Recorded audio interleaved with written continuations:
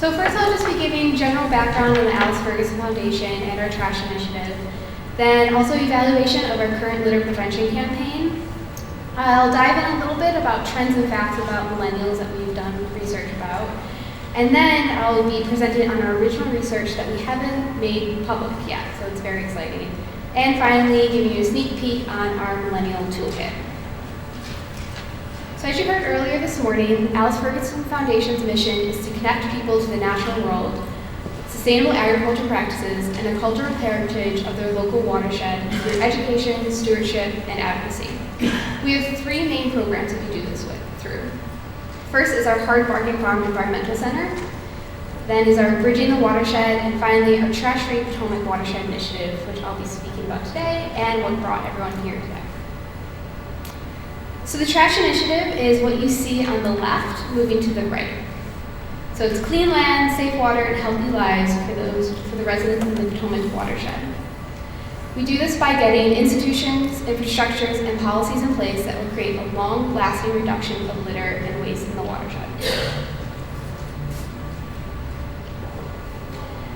The Trash-Free Potomac Watershed Initiative is a holistic approach that incorporates education, regulation, enforcement, market-based, and policy. For more on this, I really encourage you all to view your program books, which there's hard copies out front, and then also you can use the QR code and the web link.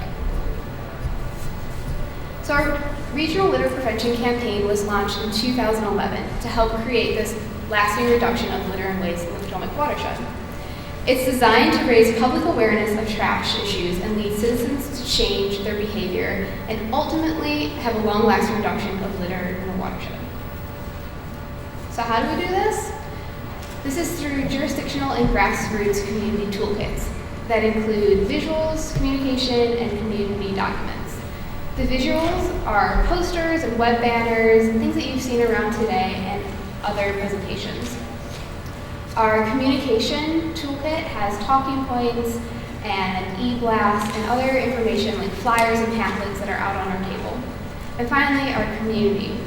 This includes planning documents and activities. The planning documents are cleanups, schoolyard cleanups, tabling events, different games that we play. And the great thing about these toolkits is they all can be personalized for your group. So if you're from a school or a civic association, anywhere in between, they can be customized. In 2013, we wanted to evaluate this campaign and see how we were doing. We found that there was a 45% reduction of litterers where these campaign materials were posted and a 77% increase of litter bins.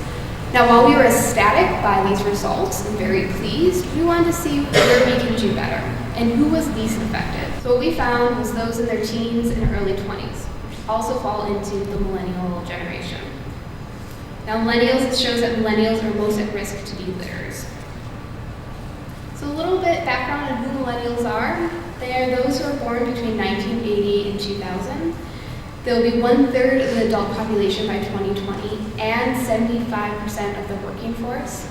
They're the most educated generation in U.S. history, and they contribute to $1 trillion in consumer spending. So as you can see, this is a pretty large presence for a generation. We wanted to find out a little bit more about what they care about, what drives them. So according to the White House report on millennials, when asked what do millennials tend to care about, things such as community, family, and creativity in their work were the three leading causes. When they are asked what drives them and motivates them in their day-to-day lives, such as happiness, passion, diversity, sharing, discovery were leading causes. 63% of millennials responded that they want their employers to contribute to social or ethical cause that they felt were important. This is higher than any other generation. This is also one of the first generations who have said that they are willing to take a pay cut in order to do something that they find is important and that they are passionate about. So we wanted to dive in a little bit more deeper about millennials within the communities that we work in through community-based social marketing approach. So this means that we are working with the communities in the communities on the ground. We want to hear about what they have to say, what their needs are, what their wants are, and how our programming can support them. And so this past summer, we partnered with a social research firm called Pennino to conduct focus groups that consist of 14 admitted litterers between the ages of 20 and 28. So once again, this falls within the millennial generation, those who are most at risk at littering. We wanted to find out what they thought of our current campaign, what they liked, what they didn't like, what grabbed their attention, and how we can change our campaign to better affect them. So what did we find? First, with our visual toolkit, they wanted to see photos that were more authentic and more realistic. So for an example, this photo that you see here, they didn't really like it. They thought that it wasn't authentic and it wasn't realistic, it wasn't local based. They saw the soccer jerseys and they thought that they were too clean and too professional looking. They saw the field and once again they said it was too professional looking, and there was an exaggerated amount of litter on the ground. They wanted to see something that they were able to envision themselves at. So this is where racial and ethnic composition also comes into huge play. If they saw photos that they didn't feel connected to, they ignored them. They would walk right by them and not connect with the message. They wanted to be able to see either their sister or their grandmother or people who were close to them in these photos, be able to envision it. So next was our community toolkit. So just to reiterate, these are our pamphlets and our trifolds and our information documents.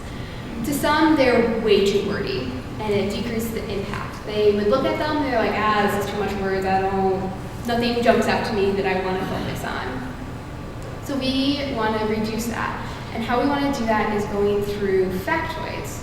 So factoids are very short snippets of information that are made to grab people's attention. But in order to create factoids, we wanted to find a personal impact statement that really hit home to millennials and grab their attention. So we asked them, when it comes to littering, how much does each statement get your attention and make you think? And the leading response was, trash and litter attracts rats, mosquitoes, and other animals that carry diseases. So once again, we want to use this impact statement to create a factoid. So something like, did you know that large rats can wiggle into spaces as small as quarters? So this is something that is short, grabs your attention, makes you kind of go, ooh, what? And it's also great for millennials because this is a generation that grew up with the internet and grew up with smartphones and is constantly bombarded with images from the radio to the TV to everything around them, billboards. So it has to be short and quick and grab their attention. And then finally, our community toolkit.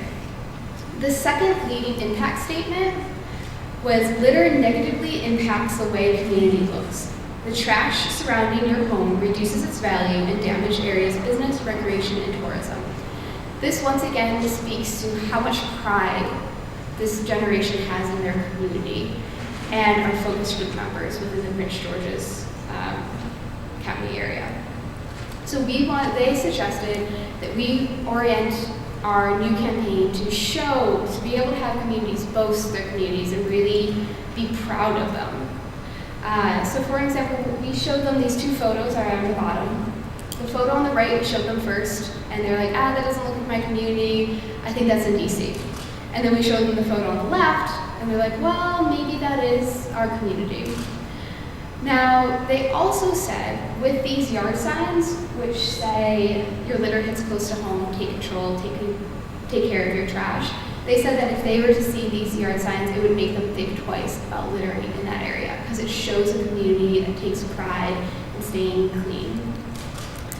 And the third recommendation that they have is to have an online presence to support and heighten this. And once again, this generation, they grew up with the internet, where they're used to having an online presence, being able to see campaign images through that media. But don't just take my word for it. This is a video that our partners at the National Park Service shared with us about social comics and the importance of having an online presence.